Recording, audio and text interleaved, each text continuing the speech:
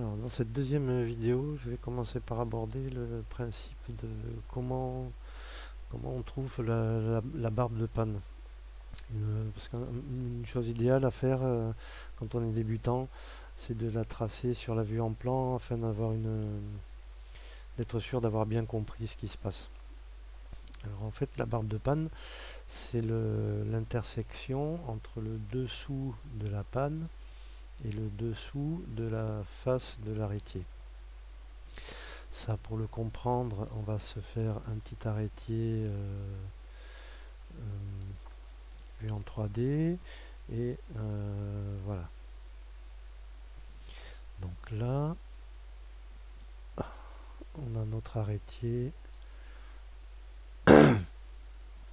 Et la face en jaune ici, c'est la face du dessous.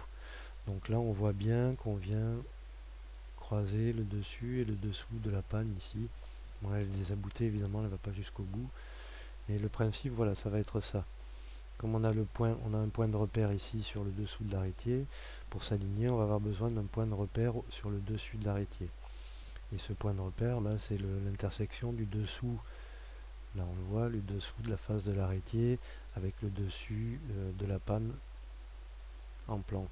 Donc, on va faire nos points ici. Voilà notre dessous d'arrêtier, notre dessus de panne. Et à l'intersection des deux, eh bien, on va trouver un point qu'on va remonter à venir toucher nos deux faces du dessus de la panne. Puisque pour le dessous, je rappelle, on a ici le dessous de panne est là, qui vient toucher le dessous de l'arrêtier. Et là, on a une ligne aussi qu'on renvoie, elle, sur les deux faces du dessous des pannes, les deux lignes du dessous de panne. Et une fois qu'on a ces deux points-là, il nous suffit de les aligner pour avoir notre barbe vue de dessus. Maintenant, on va voir comment on fait pour tracer cette barbe sur la pièce de bois. A tout de suite.